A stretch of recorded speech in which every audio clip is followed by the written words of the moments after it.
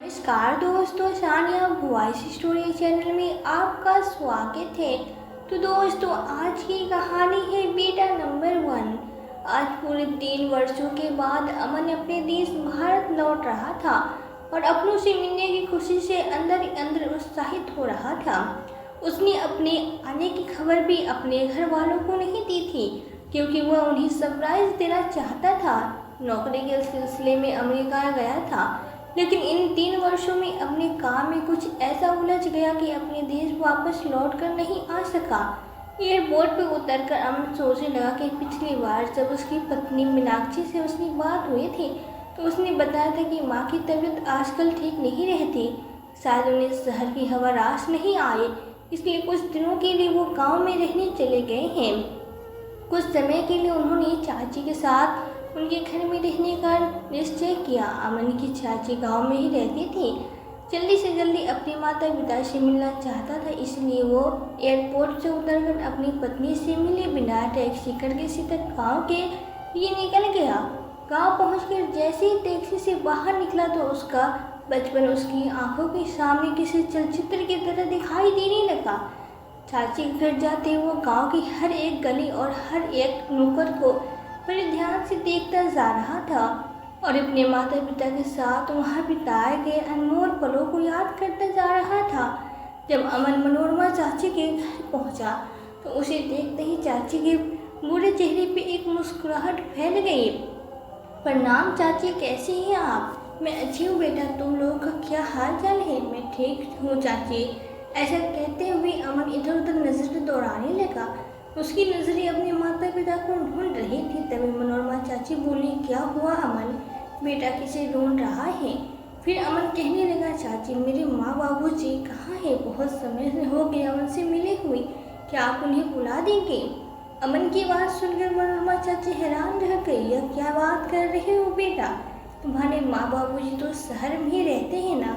मुझे तो कितने साल हो गए तेरी माँ से मिली हुई। यह सुनकर अमन के चेहरे का रंग ही उड़ गया और फीकी सी मुस्कुराहट के साथ बोला, लेकिन चाची माँ बाबूजी यही गाँव में आपके घर पे ही तो रह रहे हैं। तभी चाची हैरानी से बोली, नहीं अमन बेटा, तुझे कोई गलतफहमी हुई होगी। तेरी माँ और बाबूजी तो कब से यहाँ आए ही नहीं। सुमन से मिले तो मेरी आंखें कब से तरस गई हैं। यह सुनकर अमन की हैरानी का ठिकाना ही नहीं रहा। वह गंभीर सोच में पड़ गया। फिर बाहर निकल के अमन गांव के उन लोगों से भी पूछताछ करने लगा, लेकिन उसे कुछ पता नहीं चला। आखिर माँ बाबूजी कहाँ है? यह सोचकर उसने अपनी पत्नी को फोन लगाकर उससे पूछना चाहा तो पाया कि उसकी पत्नी का फोन तो स्विच ऑफ था। उसने बहुत बार कोशिश की, लेकिन अपनी पत्नी से बात नहीं कर पाया। थक हार कर अमन वापस टैक्सी में बैठ गया और अपने शहर की ओर निकल पड़ा। अमन को इतना परेशान देखकर टैक्सी ड्राइवर ने उसे उसकी परेशानी का कारण जानना चाहा तो अमन ने उसे सारी बात बता दी। जैसे वे लोग शहर पहुंचे तो टैक्सी ड्राइवर ने गाड़ी को भूतनाथ के मंदिर के पास रोक दिया और कहने लगा, बाबूजी इस मंदिर की बहुत मान्य है। कहते इस मंदिर में माथा टेक कर जो भी मांगो भोले बाबा उसकी मुराद पूरी करते हैं। टैक्सी ड्राइवर की यह बात सुनकर अमन भी उस मंदिर में माथा टेकने चला गया। मंदिर में माथा टेकने के बाद जैसे वो बाहर आया तभी खूब शोर सुनाई देने लगा, अरे इस बुढ़े को तो टेको, बुढ़ा है पर चोरी करता है, शर्म भी नहीं आती। न जाने कहाँ से मुंह उठाए चले आते हैं ऐसे भिखारी। वे उन दुकान से ब्रेड चुरा के भाग रहा है, पकड़ो पकड़ो, कोई तो उसे पकड़ो। तभी अमन की नजर उस बूढ़े व्यक्ति पर पड़ी। वो व्यक्ति मैले कुचले कपड़े में, उसके दाढ़ी और नाखून बने हुए थे और तेज कदमों से दौड़ा जा रहा था। शरीर से बहुत दुबला था, पर न जाने किस लाचारी के कारण वो ब्रेड चुरा कर भाग रहा था। नहीं बेटा, मुझे मत मारो, मेरी पत्नी बीमार है इसलिए मैंने चोरी की। मंदिर में जो प्रसाद वितरित हो रहा था वो प्रसाद खत्म हो गया, इसलिए मैंने मजबूरन यहाँ 2 ब्रेड लिए। मेरे पास पैसे नहीं है। फिर तो उस बूढ़े को जैसे दबोच कर खा लेना चाहती थी, लेकिन अमन ने आगे बढ़कर उन्हें मारने के लिए रोक दिया। वो बूढ़ा व्यक्ति निराश से ढाल होकर वहीं बैठ गया। उसकी आंखों से आंसू बहने लगे। अमन को उस बूढ़े व्यक्ति पर बहुत तरस आया। वो दौड़कर उनके पास आया और उनके कांधे पे हाथ रखकर कहने लगा, बाबा आप परेशान मत हो, मैं आपके लिए खाना लेकर आता हूँ, आपकी पत्नी बीमार है ना, मैं लाकर देता हूँ। ऐसा कहते हुए जैसे ही अमन खाना लेने के लिए जाने लगा तो एकाएक चौंक गया। वह व्यक्ति उसे कुछ जाना पहचाना सा लगा। उसे ऐसा लगा जैसे उस बूढ़े व्यक्ति में अपने पिताजी की झलक उसे दिखाई दी हो।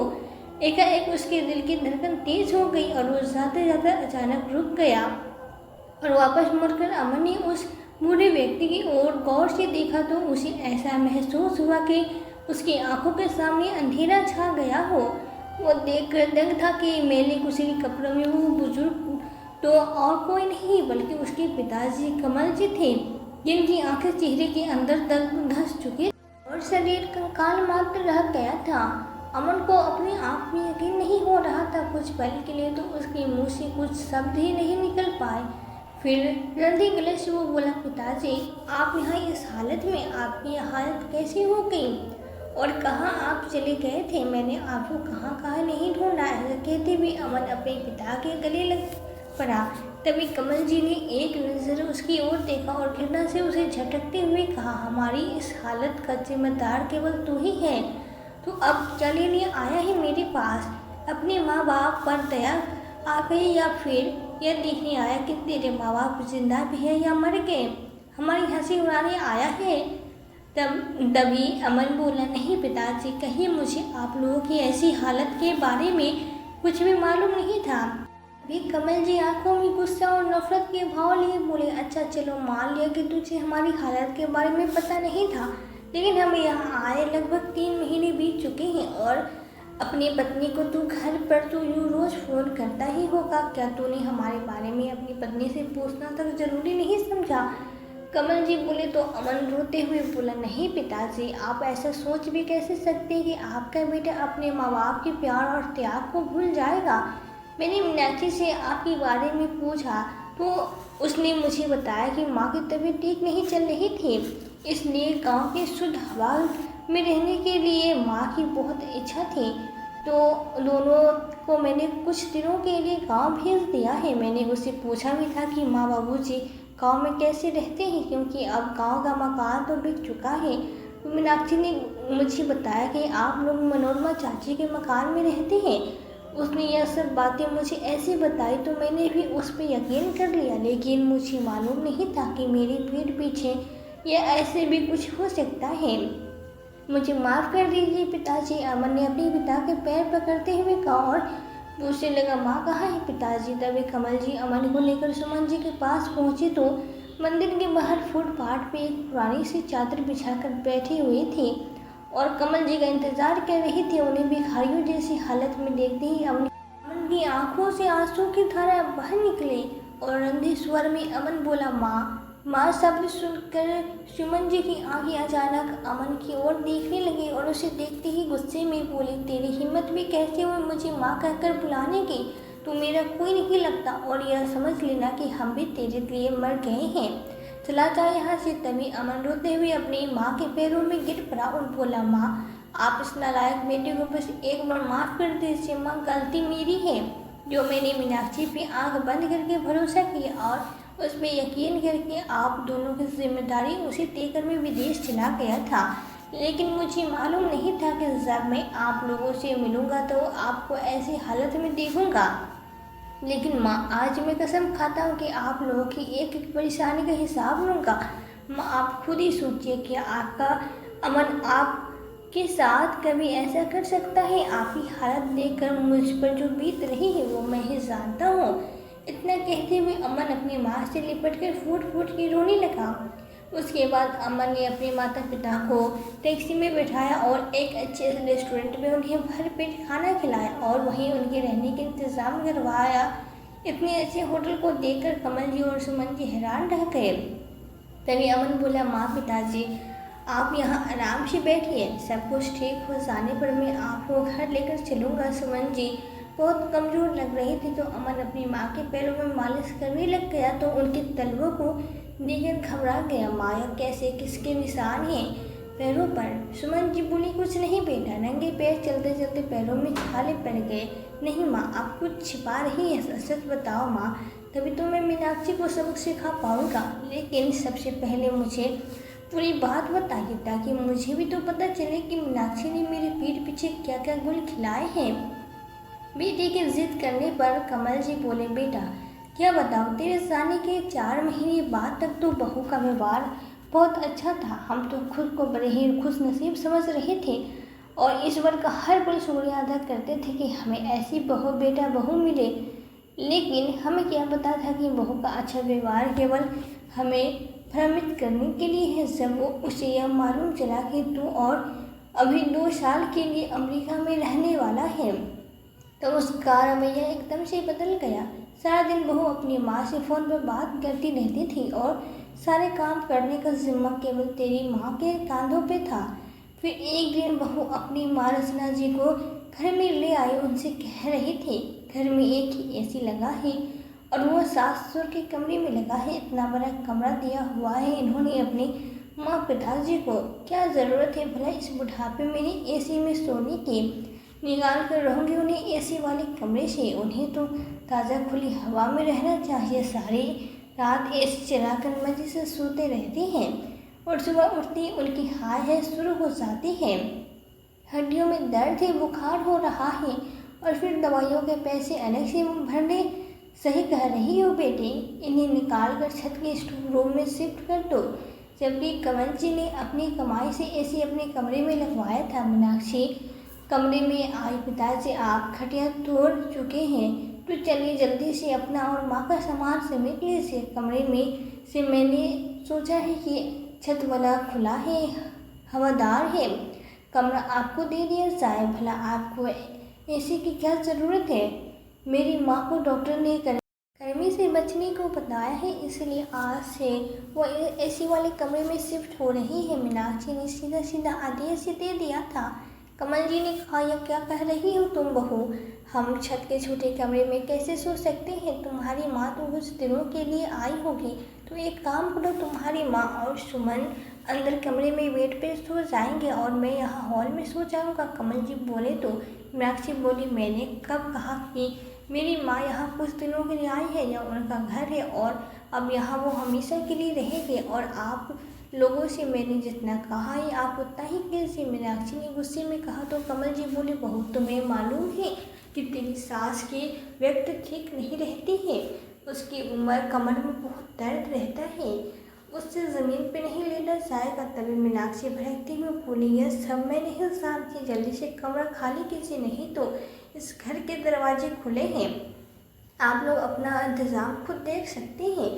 बहू मीनाक्षी की बात सुनकर सुमन जी को बहुत बुरा लगा। गुस्से में बोली, आप जरा अमन को फ़ोन लगाइए, मुझे उससे बात करनी है।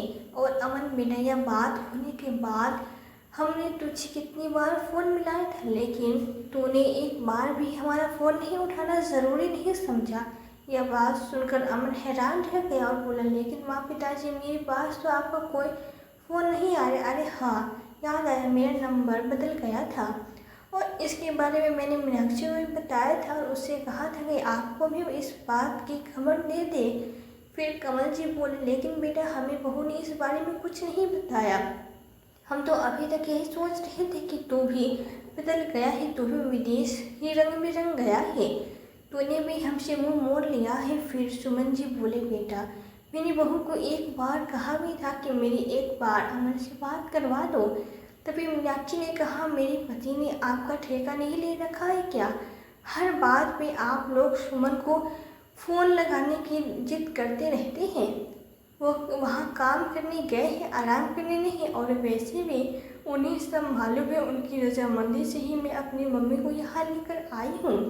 हाँ पिताजी, मुझे मीनाक्षी ने यह कहा था कि वो अपनी मम्मी को हमारे घर लेकर आ रही है, क्योंकि उसके भाई भाभी उसकी मम्मी का ठीक से ख्याल नहीं रखते और उनसे झगड़ा करते हैं। लेकिन पिताजी, यदि मुझे मालूम होता कि मीनाक्षी आप लोगों को अपने कमरे से निकाल रही तो मैं आपके साथ कभी ऐसा नहीं होने देता। फिर कमल जी नम आंखों से कहने लगे, बेटा बहू ने हमारी ऐसी हालत कर दी थी कि हमारे पास कोई चारा ही नहीं बचा था और हमने सोच लिया था कि यदि 2 रोटी खानी है तो बहू की बातें चुपचाप सुननी होगी, नहीं तो बहू घर में हर समय तांडव करती रहेगी।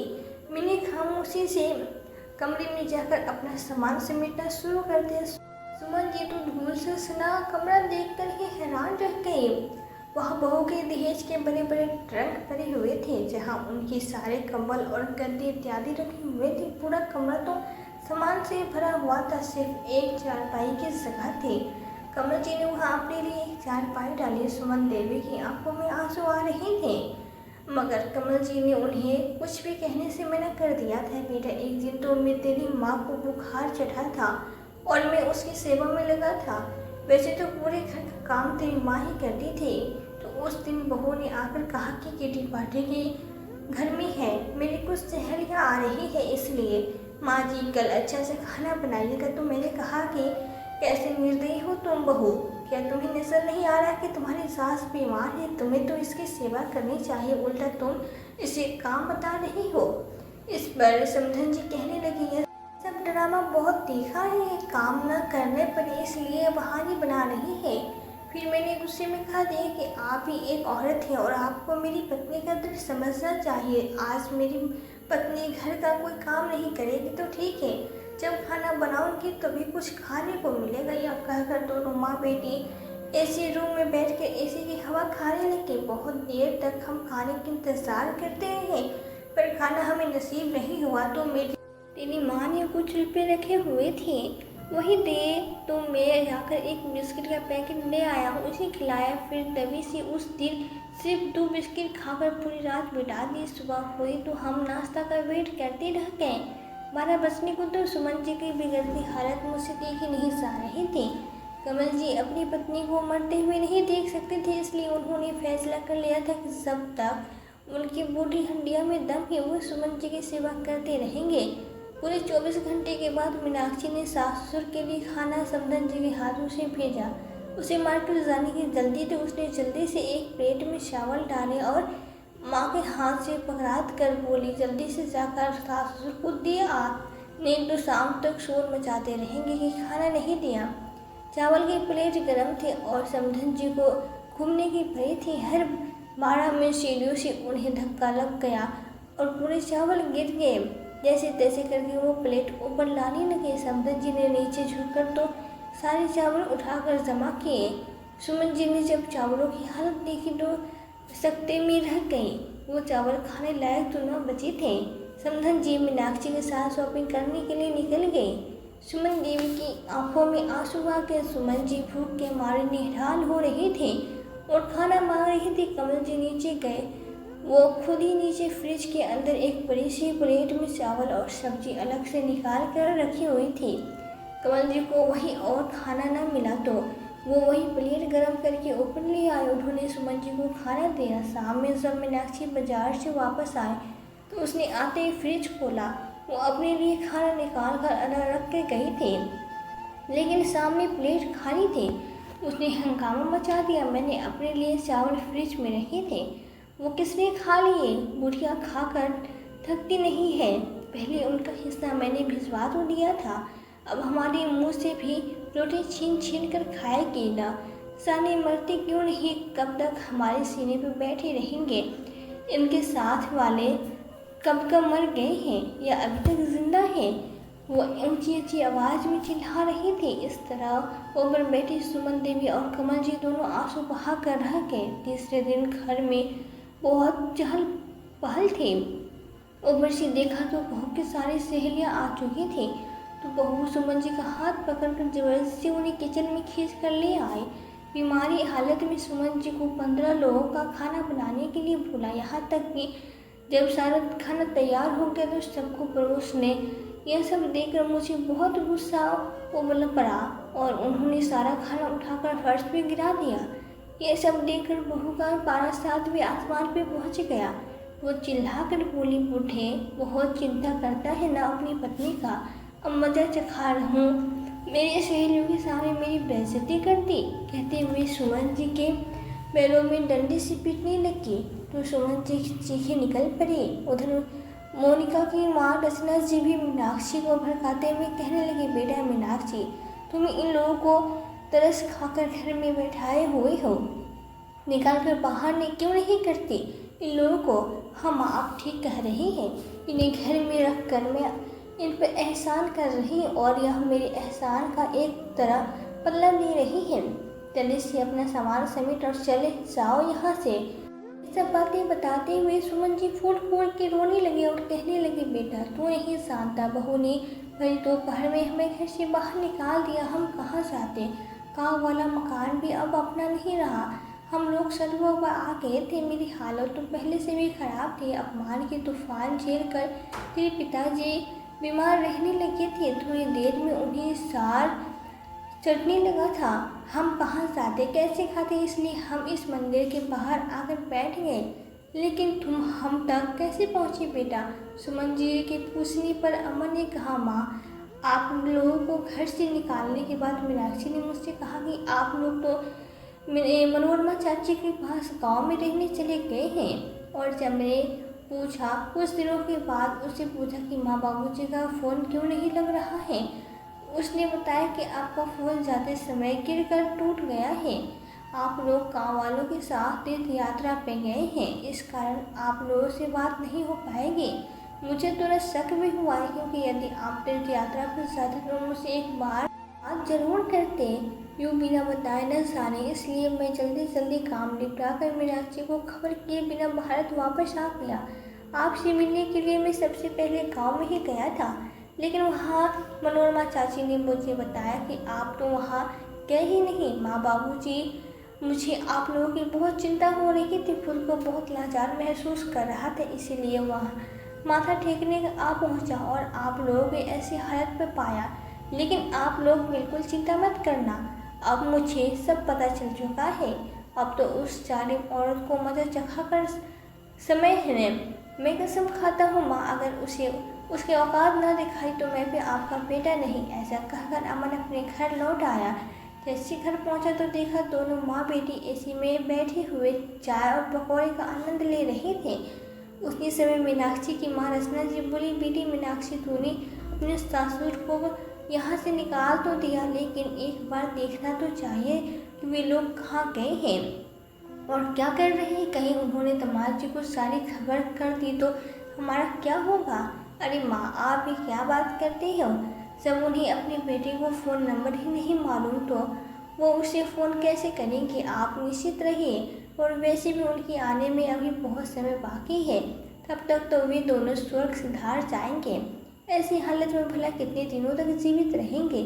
मीनाक्षी ने हंसते हुए कहा। तभी रचना जी बोली, लेकिन बेटी अगर दामाद जी पूछे तो तुम क्या बताओगे? फिर मीनाक्षी ने कहा, माँ जब तक आपके दामाद जी भारत वापस आएंगे तब तक कह दूंगी हाथ अटैक से बुढ़ा स्वर्ग सिधार गया और उसके सदमे में बुढ़िया के भी प्राण फिर उड़ गए। अभी तो लाइफ को एंजॉय करो। यह बात करते हुए दोनों जोर जोर से हंसने लगे। तभी अमन अंदर चला आया और उसे देखते ही मीनाक्षी के चेहरे का रंग उड़ गया और टक कर उठ खड़ी हुई। उसके हाथ से चाय का प्याला छूट गया। अरे ये क्या बेटे, तुझे सांप क्यों सूंघ गया? ऐसे कहते हुए मीनाक्षी की माँ ने दरवाजे की ओर पलट कर देखा तो उसके पैरों तले जमीन ही खिसक गई। वे दोनों मन ही मन सोच रहे थे कि कहीं अमन ने उनकी बातें सुन तो नहीं ली। उसी समय अमन हंसते हुए बोला, देखा हैरान रह गई ना मुझे देखकर? मैं तुझे सरप्राइज करना चाहता था, इसलिए बिना बता ही आ गया। अमन की यह बात सुन के मीनाक्षी और उसकी माँ रचना जी की जान में जान आई। उन्हें यकीन हो चुका था कि अमन ने उनकी बातें नहीं सुनी। थोड़ी देर आराम करके बाद अमन मीनाक्षी के पास आया और बोला, मीनाक्षी एक खुशखबरी, अब मैं तुम्हें भी अपने साथ विदेश ले चलूँगा। मैंने तुम्हारा वीज़ा भी बनवा दिया है, हम दो बाद में ही अमेरिका के लिए निकल जाएंगे। माँ और पिताजी तो तीर्थ यात्रा पर गए हैं तो उनका आना अभी नहीं हो पाएगा, और सब आएंगे तो मैं उनसे बात करके उनका यहीं रहने का इंतज़ाम कर दूँगा। अब तुम जल्दी से अपनी पैकिंग करनी शुरू कर दो। यह बातें सुनकर मीनाक्षी खिल उठेगी। खुशी के मारे उसके पैर जमीन पर नहीं पड़ रहे थे। तभी रचना जी जो ये सब बातें सुन रही थी परेशान होते हुए बोली, मीनाक्षी बिटिया तुम तो विदेश जाने के बारे में सोच रही हो, लेकिन यह तो सोचो कि मेरा क्या होगा। देखिए माँ, मैंने इतने दिन आपको रख कर आपकी सेवा की है, अब आप भैया भाभी के पास वापस आइए। क्या कोई बेटे के घर भी इतने दिन रहता है? जाइए, उनसे माफ़ी मांग कर लीजिए। अब वो अपने कारण में विदेश में जाना तो नहीं छोड़ सकती ना। पता है मैं कितना तरसती थी विदेश में जाने के लिए, और अब जब मौका मिल रहा है तो मैं इस मौके को हाथ से नहीं जाने दूंगी। अपनी बेटी के मुंह से यह बातें सुनकर उसकी माँ हैरान रह गई। अगले ही दिन उसने अपनी माँ को अपने घर से विदा कर दिया और खुशी खुशी विदेश जाने की तैयारी में जुट गई। जिस दिन उसकी फ्लाइट थी, अमन ने उसे फ्लाइट में बैठाकर कहा, तुम यहीं बैठो, मैं बस 2 मिनट में आया। लेकिन जब फ्लाइट उड़ने का समय हुआ तक भी अमन वापस नहीं लौटा तो मीनाक्षी ने घबराते हुए बैग में से अपना फ़ोन निकाला। तभी उसने देखा कि फ़ोन के पास एक कागज़ रखा हुआ था। जैसे कि उस कागज़ को खोलकर देखा तो उसके में लिखा था, जाओ और अपनी लाइफ को एंजॉय करना। विदेश में अब तुम्हें मालूम पड़ेगा कि किसी इंसान को अकेला और बेसहारा छोड़ देना का क्या मतलब होता है। तुमने मेरी और पिताजी को घर से धक्के मार कर निकाल दिया था, उन्हें दर की ठोकर खाने पर मजबूर कर दिया था। वो अपने बेटे की कमाई खा रहे थे, तुम्हारे बाप की कमाई नहीं। अब तुम भी विदेश में भीख मांगना, और जब भीख मांग कर पैसे इकट्ठे हो जाए तो वापस आ जाना और अपनी माँ के साथ ही रहना, क्योंकि अब मेरा तुमसे कोई रिश्ता नहीं है। जब तक मीनाक्षी ने यह पत्र पढ़ा तब तक फ्लाइट उड़ चुकी थी। हवाई जहाज के उड़ने के साथ साथ उसे ऐसा महसूस हुआ कि उसकी जान निकलती जा रही है। देश में रहने की अपनी इच्छा के कारण वो अपनी सासुर से छुटकारा पाना चाहती थी, और अपनी इसी इच्छा के कारण ही उसने अपनी माँ को भी बेसहारा छोड़ दिया।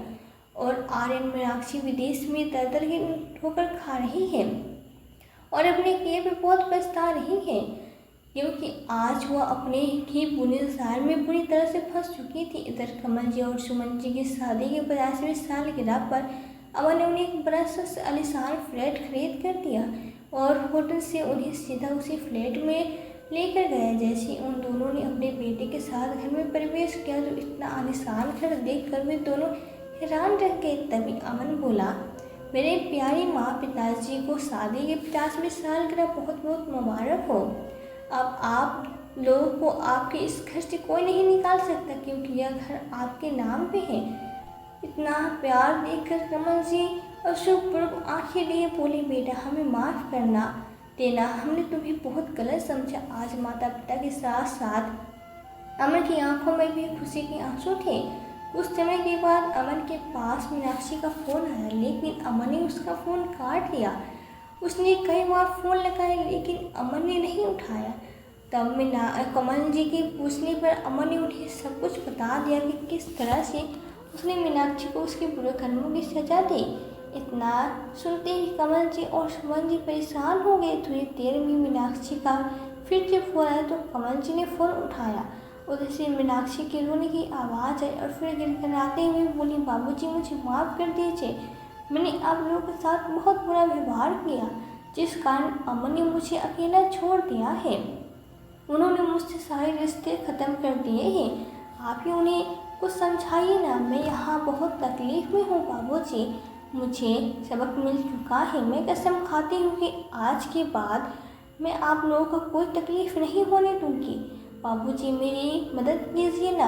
मीनाक्षी के इतना कहने में कमल जी और सुमन जी का दिल पिघल गया। उन्होंने बेटी से कहकर मीनाक्षी के आने का इंतज़ाम करवाया। 2 दिन बाद मीनाक्षी घर आ पहुँच गई। उसने अपने सासुर के पैरों में गिर कर फिर माफ़ी मांगी और उनकी खूब सेवा करने लगी। आज एक बेटी ने दुनिया को वालों को सामने एक मिसाइल कायम कर दी थी कि अगर बेटा सही होगा तो बहू की हिम्मत नहीं होगी कि माँ बाप पर अत्याचार करें। लेकिन इधर मीनाक्षी की माँ रचना जी अब अपने घर पहुँची तो देखा कि उनका सारा सामान स्टोरेज में शिफ्ट हो चुका था। उनके अपने कमरे से उनके लिए कोई जगह नहीं थी, क्योंकि उस कमरे में उनकी बहू के पिताजी आराम फरमा रहे थे और टीवी पे गाना बज रहा था, जो बोओगे वही पाओगे, तेरा किया आगे आएगा। तो दोस्तों आपको आज की कहानी कैसी लगी, लाइक और कमेंट करके ज़रूर बताएं और चैनल को सब्सक्राइब करना बिल्कुल न भूलें। मिलते हैं एक नई कहानी के साथ। कहानी सुनने के लिए आप सबका बहुत बहुत धन्यवाद। Thanks for watching.